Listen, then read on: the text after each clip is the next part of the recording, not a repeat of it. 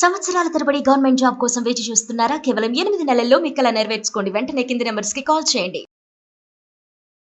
ప్రస్తుతం మనతో పాటు లైవ్ కాల్లో అందుబాటులో ఉన్నారు జై భారత్ పార్టీ వ్యవస్థాపక అధ్యక్షులు, అలాగే మాజీ సిబిఐ జేడి లక్ష్మీనారాయణ గారు. ఒకసారి ఆయనతో మాట్లాడదాం. అసలు యుద్ధం ఆగిందా, జరుగుతోందా?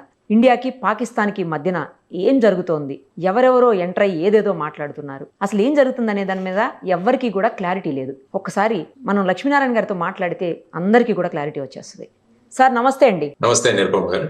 సార్ అసలు ఏం జరుగుతోంది? యుద్ధం ఆగిపోయింది, సీజ్ ఫైర్ అని చెప్పేసి ఇద్దరి మధ్యన ఒప్పందం అయిందని చెప్తున్నారు. మరోవైపు ట్రంప్ గారు అంతకు ముందే మన దగ్గర నుంచి అనౌన్స్మెంట్ రాక మునుపే ఆయన ఎక్స్లో ట్వీట్ చేశారు, యుద్ధం ఆగిపోతుంది, యుద్ధం నేనే ఆపాను అన్నట్టు. ఇంకో పక్కన పాల్ గారు మాట్లాడుతున్నారు, నేనే యుద్ధం ఆపేశాను అని చెప్పేసి. అసలు యుద్ధం ఆగిందా, ఆగలేదా? గతంలో ఇందిరాగాంధీ గారి వల్లనే పిఓకేని మనం ఇప్పటికీ స్వాధీనం చేసుకోలేకపోయాము. ఆవిడ తీసుకున్నటువంటి స్టెప్స్ వల్లే ఇప్పుడు ఎవరైతే మన ప్రధాని ఉన్నారో నరేంద్ర మోడీ గారు చాలా ఫాస్ట్గా డెసిషన్స్ తీసుకుంటున్నారు. ఈసారి ఖచ్చితంగా పిఓకేని మనం సొంతం చేసుకుంటాము, మనం గెలిచి తీరుతాం, యుద్ధంలో వెనక్కి తగ్గం, అసలు ఆపరేషన్ సింధూర్ కంటిన్యూ అవుతుంది అనుకున్నారు. మళ్ళీ సడన్గా యుద్ధం ఆగిపోయింది అనగానే ట్రోల్స్ మొదలైపోయినాయి. అప్పట్లో ఇందిరాగాంధీ గారే బాగా చేశారు, మోడీ గారు భయపడిపోయారు, మోడీ గారికి ఏం అసలు చేత కావట్లేదు, ఇలా మధ్యలో అర్ధాంతరంగా యుద్ధం ఆపేశారు, ఎంతోమంది సింధూరాన్ని బలి చేశారు, ఇలా రకరకాలైనటువంటి ట్రోల్స్ మొదలైనవి. అసలు యుద్ధం ఆగిందా, ఆగలేదా? ఎందుకంటే మన సైనికుల నుంచి కానీ లేకపోతే మన విదేశాంగ శాఖ మంత్రి నుంచి కానీ ఏది క్లారిటీగా రావట్లా. ఇంకోవైపు ఏమో వాళ్ళు వచ్చేసరికి పాకిస్తాన్ వాళ్ళు మాకు భయపడిపోయి భారత్ యుద్ధాన్ని ఆగిపేసింది, వాళ్ళే ఆపుకున్నారు అని చెప్పి వాళ్ళు చెప్తున్నారు. అసలు ఏం జరుగుతుంది, ఏంటి? సామాన్యులకి ఏమి అర్థమయ్యేటువంటి పరిస్థితి లేదు సార్. జరుగుతుందా యుద్ధం, జరగదా? జరిగితే ఒకవేళ ఎక్కడ జరుగుతుంది? ఈ సరిహద్దుల్లో అలాగే కంటిన్యూ అవుతుందా? ఎందుకు ఆపేశామంటున్నారు? అసలు పాక్ ఇండియా విషయంలో అమెరికా అధ్యక్షుడు ఎందుకు దూరాడు?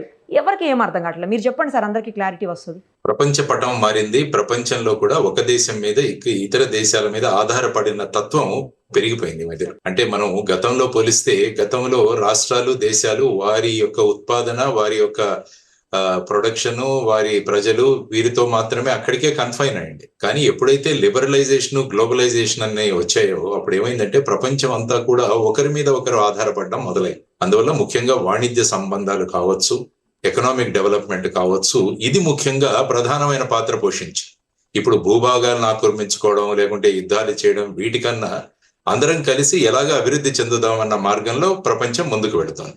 అందువల్ల ఎప్పుడైనా కూడా ఈ యుద్ధాలు అన్న వాటిని నివారించే ప్రయత్నాలు జరుగుతుంటాయి. సో ఇప్పుడు మనం చూసుకుంటే ఈ ఏప్రిల్ 22న జరిగిన సంఘటన, ఆ తర్వాత భారతదేశం ప్రత్యుత్తరం ఇచ్చిన ఇది. భారతదేశం ఎప్పుడు కూడా మేము టెర్రరిజంకి అగేన్స్ట్ గాని మేము ఉగ్రవాదానికి వ్యతిరేకమని మాట్లాడుతుంటారు. పాకిస్తాన్ ప్రజలకు గాని వ్యతిరేకం కాదు, ఉగ్రవాదానికి వ్యతిరేకమని. అప్పుడు మనం వారి మీద సెలెక్టెడ్ టార్గెట్స్ అంటే 9 ప్రాంతాల్లో 21 టార్గెట్స్ మీద మనం స్ట్రైక్స్ చేయడం జరిగింది.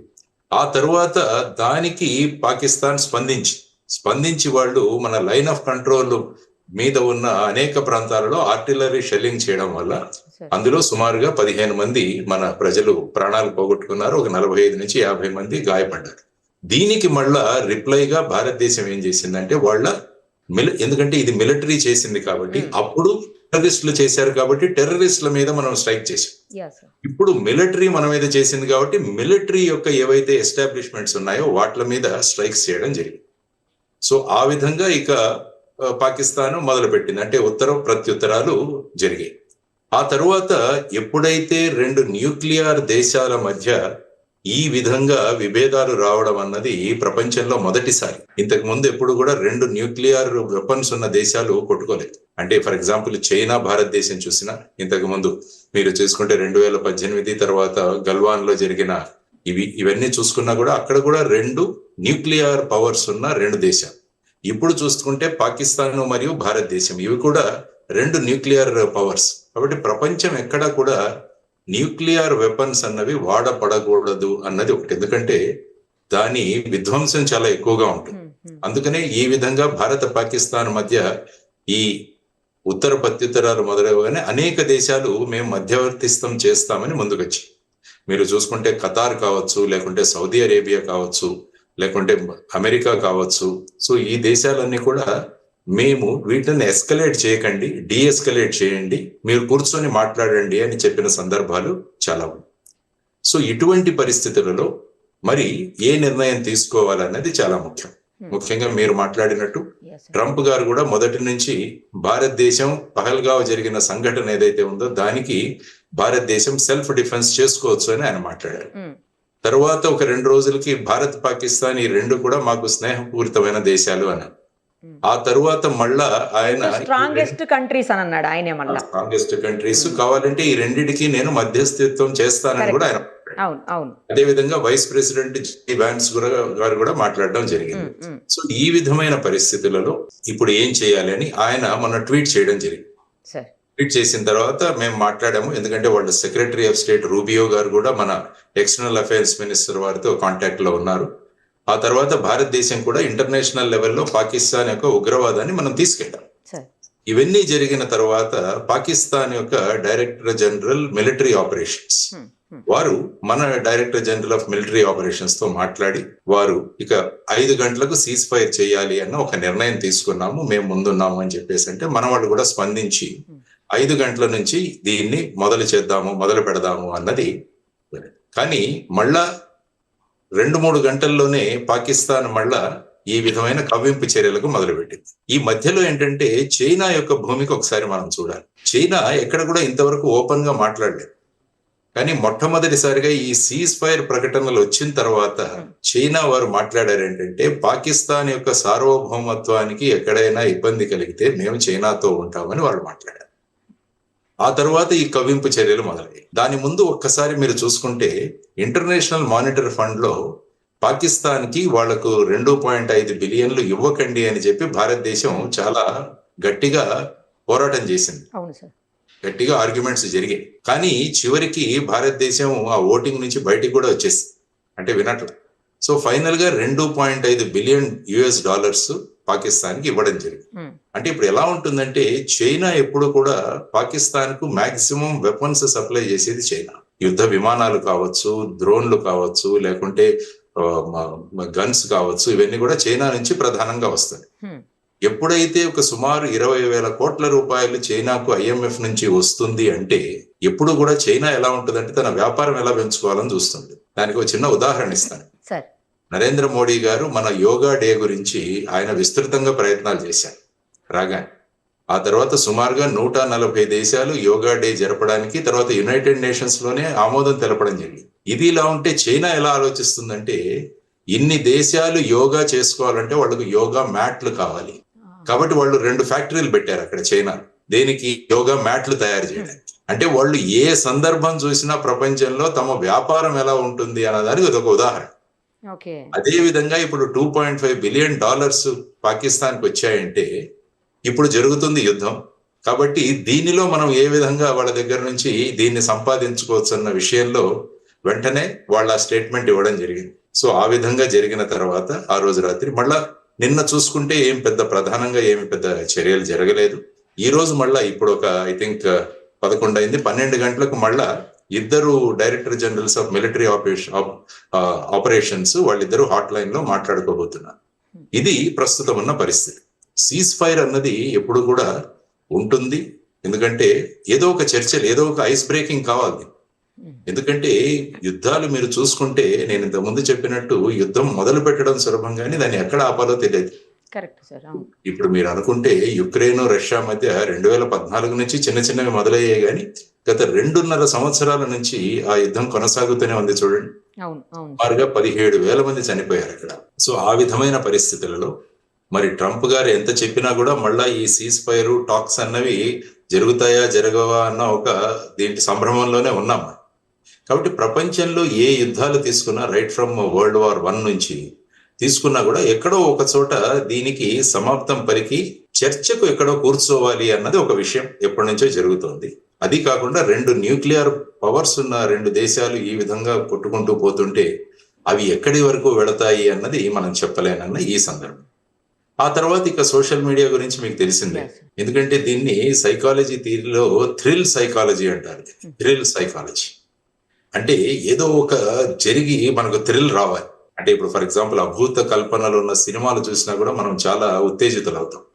అంటే ఆ థ్రిల్ వస్తుంది మనకి. తర్వాత జనరల్ గా చాలా మందికి వార్ మాంగరింగ్ సైకాలజీ కూడా, అంటే యుద్ధం రావాలి మనం చూడాలి అన్న సందర్భంలో.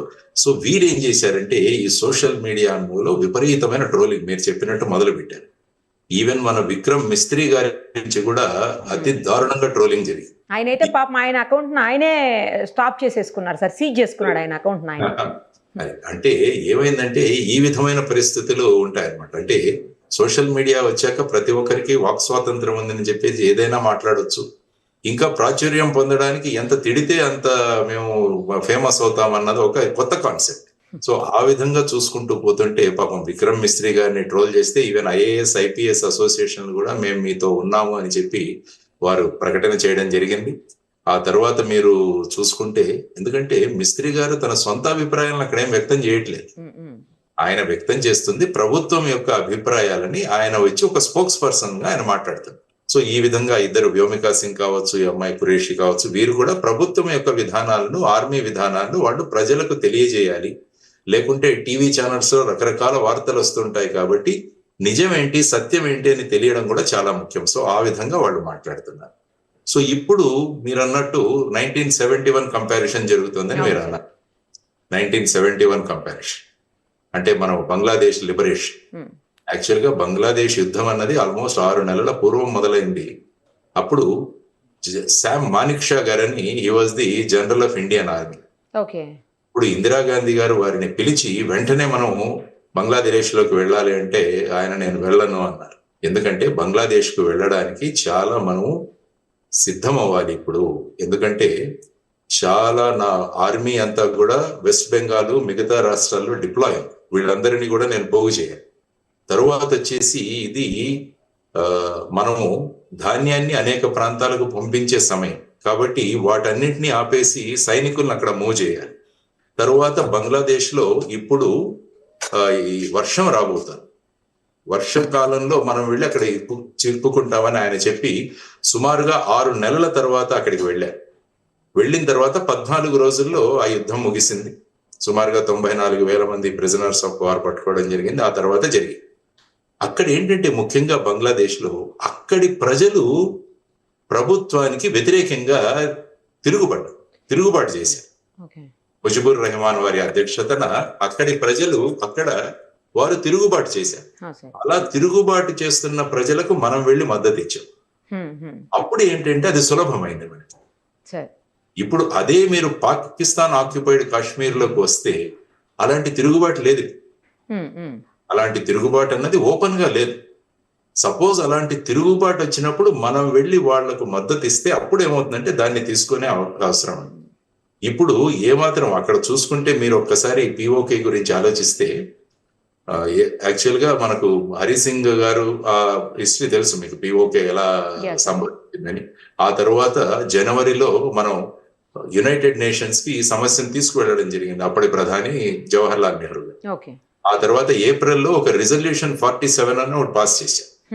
ఆ రిజల్యూషన్ 47 లో ఏముందంటే పాకిస్తాను ఆక్రమిత భాగాల నుంచి వాళ్ళ సైన్యాలను తీసుకుని తగ్గించాలి, వాళ్ళ వెనక్కి వెళ్ళిపోవాలి. రెండవది వచ్చేసి భారతదేశం అక్కడ కొంత లిమిటెడ్ సంఖ్యలో అక్కడ వాళ్ళ ఆర్మీని డిప్లాయ్ చేయాలి. మూడవది ఆ ప్రాంతంలో ఒక ప్లెబిసైట్ నిర్వహించాలి, అంటే ప్రజల యొక్క అభిప్రాయం సేకరించి దాన్ని బట్టి నిర్ణయం తీసుకోవాలని జరిగింది. కానీ పాకిస్తాన్ సైన్యాలు అక్కడి నుంచి తప్పుకోలేదు. ఆ తరువాత కరాచీ ఒప్పందం అని జరిగింది. అందులో ఏమైందంటే దీనిని సీజ్ ఫైర్ లైన్ అని డిక్లేర్ చేశారు. ఎక్కడైతే పాకిస్తాన్ సైన్యాలు ఆగిపోయాయో అక్కడ సీజ్ ఫైర్ లైన్.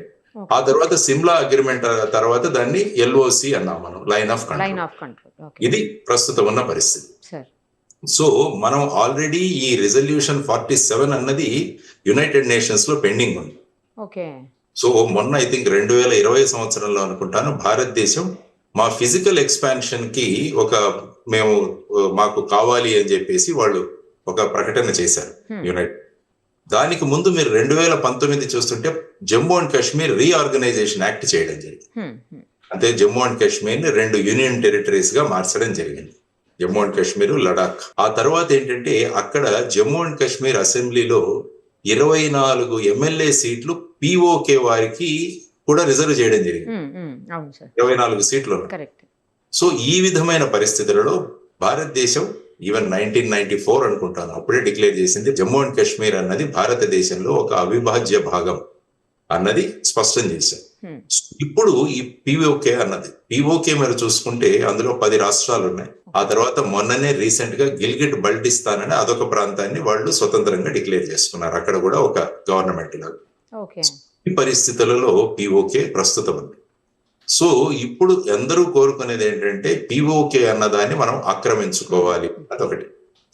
నిన్న ప్రధానమంత్రి మోడీ గారు మాట్లాడుతూ ఏమన్నారంటే భారతదేశానికి ఎవరైతే ఉగ్రవాదులు కావాలో వారిని అప్పజెప్పాలి, తర్వాత పాక్ ఆక్యుపైడ్ కాశ్మీర్ని వాళ్ళు మాకు తిరిగి ఇవ్వాలి. ఆయన అన్నది తిరిగి ఇవ్వాలి, టెర్రరిస్టులను మాకు అప్పజెప్పాలి. ఎందుకంటే భారతదేశ యుద్ధ నీతిలో నో ఫస్ట్ అటాక్ అన్నది ఉంటుంది భారతదేశం. మనం ఎప్పుడు కూడా ఫస్ట్ అటాక్ చేయము, చేస్తే దానికి రిప్లై ఇస్తాం. ఇప్పుడు వాళ్ళు చేసిన దానికి మనం రిప్లైలు ఇచ్చుకుంటూ వెళుతున్నాం. సో ఇప్పుడు చాలా మంది కోరుకునేది ఏంటంటే ఈ థ్రిల్ సైకాలజీ మరియు వార్ మాంగరింగ్ వాళ్ళంతా కూడా ఇది సరి అయిన అదను పాకిస్తాన్ ఆక్యుపైడ్ కాశ్మీర్ చేసుకోవడానికి అన్నది. ఇప్పుడు ఎప్పటి వరకైతే మనం ఉగ్రవాదానికి వ్యతిరేకంగా పాకిస్తాన్ చర్యలకు ప్రతి చర్యలు చేసుకుంటూ పోతున్నంత వరకు మిగతా దేశాలు ఏమీ మాట్లాడట్లేదు. ఒక భూభాగాన్ని ఆక్రమించుకుంటున్నాము అంటే అప్పుడు టోటల్ జియో పొలిటిక్స్ ఎలా ఉంటాయో మనకు తెలియదు. ఒక్క ఉదాహరణ మీకు ఇస్తాను. చైనా తైవాన్ ని ఆక్యుపై చేసుకోవాలని అనేక సంవత్సరాల నుంచి ప్రయత్నం చేస్తుంది. ఇప్పటికీ తైవాన్ ని తన ఆధీనంలోకి తీసుకోలేకపోయింది. ఎందుకంటే తైవాన్ కి యుఎస్ఏ సపోర్ట్ ఇస్తుంది, అమెరికా సపోర్ట్ ఇస్తుంది. సో ఇప్పుడు చైనా వాళ్ళు ఏం చేస్తారు, ఫర్ ఎగ్జాంపుల్ పిఓకే మీద మేము దాడులు చేయాలంటే వెంటనే చైనా దిగుతుంది. ఎందుకంటే చైనాకు పిఓకే మీద చాలా ఇంట్రెస్ట్ ఉంది. ఎందుకంటే ఇప్పుడు మీరు చూసుకుంటే పాకిస్తాన్ చైనా ఒక మ్యానుఫ్యాక్చరింగ్ హబ్. దాని అక్కడి నుంచి అమెరికాకు గాని మిగతా దేశాలకు పంపించాలంటే వాళ్ళు చుట్టూ సముద్ర మార్గంలోకి వెళ్ళాలి. అదే గనక ఇప్పుడు పిఓకే నుంచి వాళ్ళు డైరెక్ట్ గా రోడ్ గనక కరాచీ మరియు గోడా అన్న సీపోర్ట్ గనక రోడ్డు వేసుకుంటే డైరెక్ట్ గా ఇండియన్ ఓషన్ కి వాళ్లకు యాక్సెస్ దొరుకుతుంది. మనకి హిల్స్ మౌంటైన్స్ ఈ హిమాలయాస్ కూడా చాలా వరకు ఆపుతాయేమో కదా సార్ పాకిస్తాన్. ఎందుకంటే మీరు పిఓకే ఒక్కసారి చూస్తే మన వైపు నుంచి పిఓకేకి వెళ్ళడం చాలా కష్టం. అదే పిఓకే నుంచి పాకిస్తాన్ నుంచి సులభం. అందుకనే మీరు చూసుకుంటే కార్గిల్ యుద్ధంలో కూడా వాళ్ళు సులభంగా వచ్చి మన పోస్టులను ఆక్యుపై చేయగలిగారు. సో ఆ విధంగా ఇప్పుడు చైనా ఇంట్రెస్టెడ్. ఎందుకంటే చైనా పాకిస్తాన్ ఎకనామిక్ కారిడార్ అని ఒకటి ఏర్పాటు చేస్తున్నారు. పిఓకే మార్గంగా రూట్లు తయారు చేసి ఫైనల్ గా కరాచీ గ్వదార్ పోర్ట్లకు వెళ్లి అక్కడ నుంచి చైనా యొక్క మ్యానుఫ్యాక్చరింగ్ అంతా కూడా షిప్స్ లో పంపించాలన్నది వాళ్ళ ఇంట్రెస్ట్. అదే విధంగా బెల్ట్ అండ్ రోడ్ ఇనిషియేటివ్. ఎందుకంటే పిఓకే ఉందంటే అటు ఆఫ్ఘనిస్తాన్ వైపు మనం వెళ్ళొచ్చు, ఏషియాకు కూడా ఒక బ్రహ్మాండమైన మార్గం దొరుకుతుంది. సో వీటన్నిటి మీద చైనా ఆర్థిక వాళ్ళ చాలా ఇంట్రెస్ట్ ఉంది వాళ్ళు దాని మీద. సో ఎప్పుడైతే మనం పిఓకే మీద ఒక భూభాగాన్ని ఆక్రమించుకునే విధంగా వెళతామంటే అప్పుడున్న జియో పాలిటిక్స్ మారుతాయి. దేశాలు ఏ విధంగా స్పందిస్తాయి అన్న దాంట్లో కూడా మనకు గ్యారంటీ లేదు. ఇప్పటి వరకు ఉగ్రవాదం మీద చర్యలు తీసుకున్నంత వరకు ఎవరు మాట్లాడట్లేదు. తర్వాత పాకిస్తాన్ మిలిటరీ చేస్తున్న వాటి మీద మనం రిప్లై ఇస్తుంటే ఎవరు మాట్లాడట్లేదు. ఎక్కడ కూడా భూభాగాన్ని ఆక్రమించుకోవడం అన్న ఇది ఎక్కడా లేదు. ఎప్పుడైతే పిఓకేని మేము తీసుకుంటాము అంటే ఏమవుతుందంటే అప్పుడు మొదలవుతాయి మిగతా విషయాలు. సో వీటన్నిటి మీద ఆలోచించి ఆచితూచి అడుగులు వేయాల్సిన అవసరం. ఎందుకంటే ఇప్పటికే మన డిఫెన్స్ బడ్జెట్ లో 37% మనం జమ్మూ అండ్ కాశ్మీర్ మీద ఖర్చు పెడుతున్నాం. సో ఇప్పుడు ఇంకా ఇది మొదలైందంటే అయిపోతుంది. ఎందుకంటే ముఖ్యంగా మనం చేయాల్సింది ఏంటంటే పిఓకేలో పాకిస్తాన్ కి విరుద్ధంగా జరుగుతున్న ఏవైతే ఆందోళనలు ఉన్నాయో వాటిని మనం ఎన్కాష్ చేసుకోవాలి. ఆ తరువాత మన కశ్మీర్ అసెంబ్లీ ఏదైతే ఉందో అందులో పిఓకే గవర్నమెంట్ ఇన్ ఎగ్జైల్ అని మనం కశ్మీర్ లో ఒక గవర్నమెంట్ ప్రారంభించాలి. ముందు చూసుకుంటే ఎల్టీటీ గవర్నమెంట్ ఇన్ ఎగ్జైల్ అని వాళ్ళు యూరోప్ లో ఉండేది. ఈ యాంటోనీ బాలసింగం అని ఆయన ఈ యూస్ టు హెడ్. సో అటువంటిది ఒకటి ఏర్పాటు చేయాలి. తర్వాత ఏదైతే ఈ పాకిస్తాన్కి వ్యతిరేకంగా ఏవైతే ఉద్యమాలు జరుగుతున్నాయో వాటన్నిటికీ కూడా మనం ఇంటర్నేషనల్ లెవెల్లో సపోర్ట్ ఇవ్వాలి. ఓకే. ఫర్ ఎగ్జాంపుల్ బలూచిస్తాన్ ఉంది. ఇప్పుడు బలూచిస్తాన్ కూడా పాకిస్తాన్ కన్నా చైనా చాలా ఇంట్రెస్టెడ్ అక్కడ, ఎందుకంటే వాళ్ళ బెల్ట్ అండ్ రోడ్ ఇనిషియేటివ్ అంతా కూడా బలూచిస్తాన్ లో వెళుతుంది. ఇప్పుడు మీరు చూసుకుంటే బలూచిస్తాన్ లిబరేషన్ ఆర్మీ చైనా 8 మంది ఇంజనీర్లను చంపేసింది రీసెంట్. కాబట్టి చైనా వాళ్ళు దిగుతారు అక్కడ రంగంలోకి. సో ఇటువంటి కాంప్లికేటెడ్ పరిస్థితులు మనకు పిఓకేలో ఉన్నాయన్నమాట. సో వీటన్నిటిని ఆలోచించి భారతదేశం స్ట్రాటజిక్ గా, అందుకనే నరేంద్ర మోడీ గారు కూడా పాకిస్తాన్ పిఓకేని రిటర్న్ చేయాలి అన్నారు. ఉగ్రవాదుల్ని రిటర్న్ చేయాలి. మొన్న మీరు చూస్తే నేను కొన్ని రోజుల ముందు ఒక ట్వీట్ ఇచ్చాను. ఆ ట్వీట్ లో కూడా నేను చేసింది ఇదే.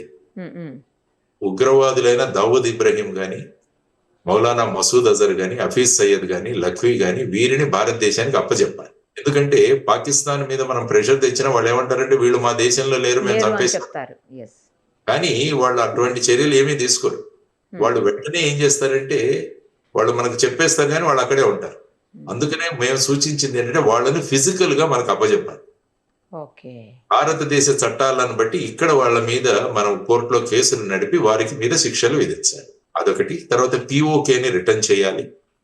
ఆ తర్వాత ముఖ్యంగా మీరు చూసుకుంటే ఈ FATF financial action task force లో పాకిస్తాన్ ని గ్రే లిస్ట్ లోకి తీసుకురావాలి. వాళ్ళు ఉగ్రవాదం మీద చర్యలు తీసుకునేంత వరకు ఇది FATF లో పెడితే వాళ్ళకు వచ్చే ఈ శాంక్షన్స్ ఏవైతే ఉంటాయి, అంటే వాళ్ళకు వచ్చే ఆర్థిక సహాయం ఏదైతే ఉంటుందో దాని మీద అంత సులభంగా అవ్వదు. సో ఈ చర్యలన్నీ తీసుకోవాలి అన్నది ప్రధానంగా మేము సూచించిన విధానం. కాబట్టి నిన్న మోడీ గారు కూడా ఉగ్రవాదులను మాకు అప్పజెప్పాలన్నారు. ఆ తర్వాత వచ్చేసి పాకిస్తాన్ ఆక్యుపైడ్ కాశ్మీర్ ను మనకు రిటర్న్ చేయాలి అని వారు అన్నారు. సో ఇప్పుడు మనం అర్థం చేసుకోవాల్సింది అంటే ప్రజలు ఇది ఆవేశాలకు వీటిలకు వెళ్లాల్సిన సందర్భం కాదు. ఎందుకంటే మనం ఎలాగుంటామంటే మనకు పెద్ద విషయం తెలియకపోయినా కూడా మనం సలహాలు ఇస్తుంది.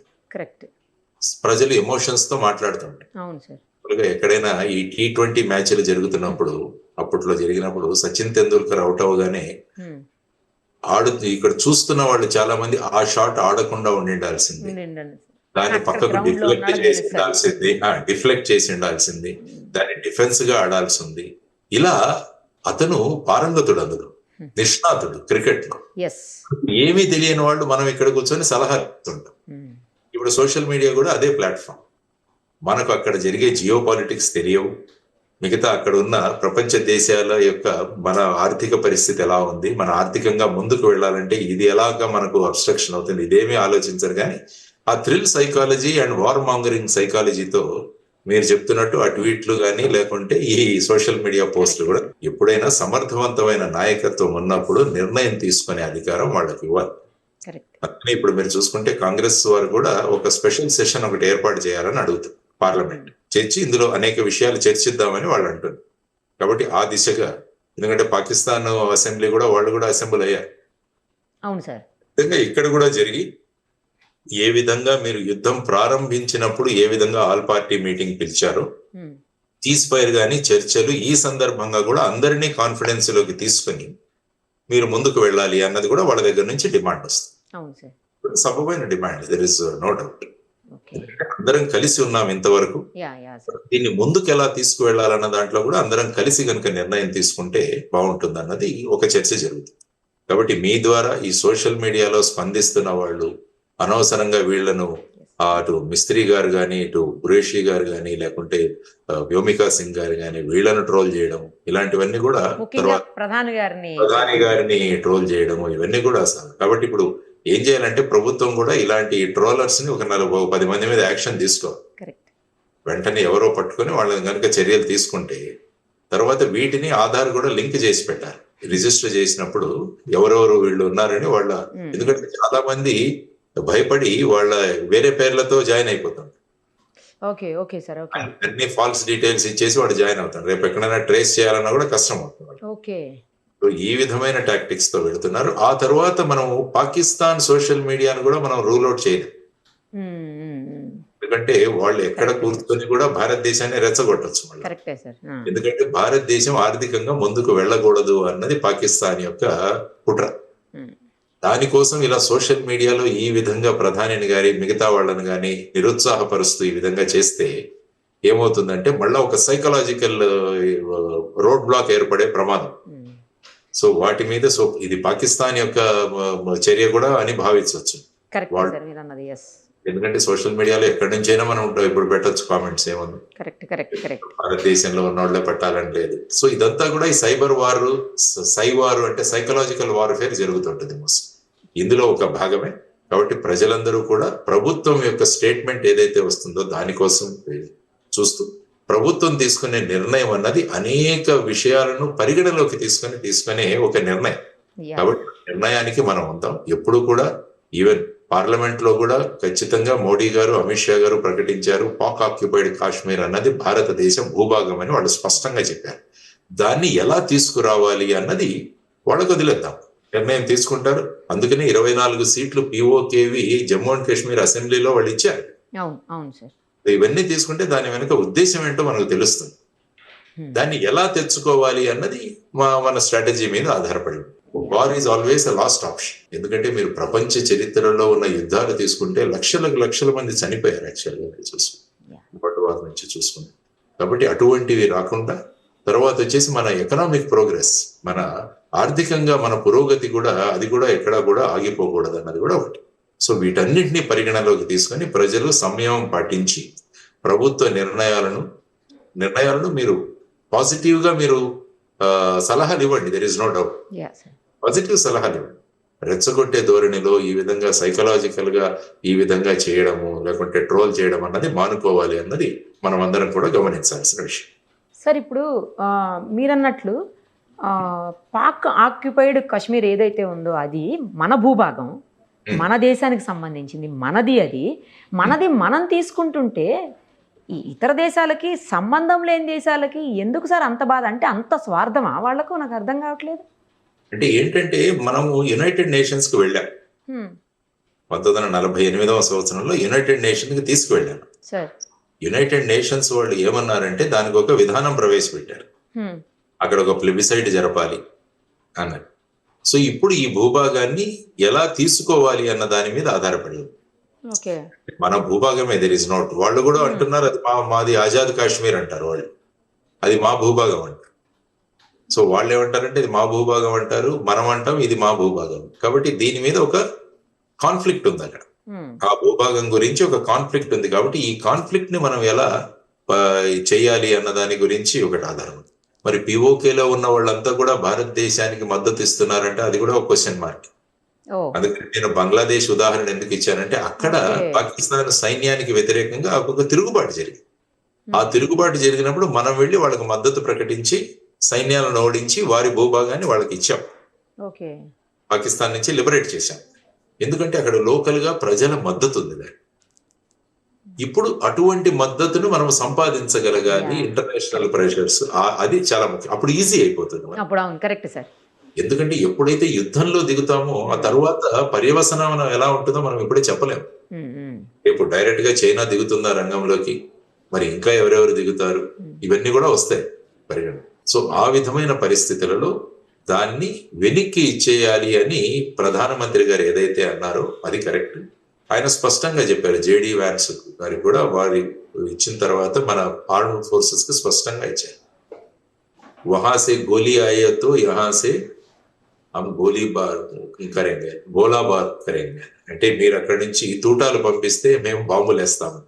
సో ఆ విధంగా స్పష్టంగా ఆయన సూచన ఇచ్చారు. ఎందుకంటే డిఫెన్స్ ఫోర్సెస్ యొక్క మొరేల్ కూడా మెయింటైన్ చేయడం చాలా అవసరం. ఎందుకంటే వాళ్ళు ఫీల్డ్ లో ఉంటారు, ఆ బార్డర్ లో ఉంటారు. సో వాళ్ళకు కూడా అక్కడ జరుగుతున్న చర్యలకు మనం కౌంటర్ చర్యలు చేయండి అని మనం స్పష్టంగా ఇవ్వాల్సిన అటువంటి డైరెక్షన్స్ స్పష్టంగా ఇవ్వడం జరిగింది. సో ఇప్పుడు మిగిలిన ప్రశ్న పాక్ ఆక్యుపైడ్ కాశ్మీర్ ని ఏం చేయాలి, తర్వాత ఇప్పుడు జరుగుతున్న వాటిని ఏ విధంగా ముందుకు తీసుకువెళ్ళాలి అన్న దాని గురించి ఇప్పుడు చర్చ జరుగుతుంది. చూద్దాం 12 గంటలకు ఏమవుతుందో. Directorate general of military operations మధ్య జరిగే సంభాషణలు, చర్చలు, అంటే పాకిస్తాన్ వాడు వాళ్ళ వ్యూ పాయింట్స్, భారతదేశం మన వ్యూ పాయింట్స్ రెండు అక్కడ ఉంచుతాం. ఆ తర్వాత సీజ్ ఫైర్ ఎక్స్టెండ్ అవుతుందా, సీజ్ ఫైర్ వైలేషన్ అయితే మళ్ళా మనం దానికి ప్రత్యుత్తరం ఇస్తాం, దెర్ ఇస్ నో డౌట్. కాబట్టి ఎప్పుడు కూడా ఇప్పుడు the ball is in Pakistan court. వాళ్ళు ధ్వంసం కావాలనుకుంటున్నారా, భారతదేశం సిద్ధంగా ఉంటుంది, అది వాళ్ళ చేతుల్లో. సో వాళ్ళు ఏం నిర్ణయం తీసుకుంటారన్న దాని మీద ఆధారపడి ఉంటుంది.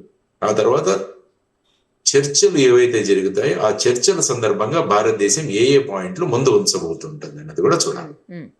సో దాని మీద ఈ పర్మనెంట్ పీస్ ఏదైతే ఉందో ఈ ప్రాంతంలో అది ఆధారపడి ఉంటుంది. దానికి సమయం పడుతుంది. అంత త్వరగా ఏదో మనం ఇంటి పక్క ఉన్న వాళ్ళ గొడవలే చాలా రోజులు పడతాయి, సంవత్సరాలు పడతాయి సార్, సంవత్సరాలు పడతాయి.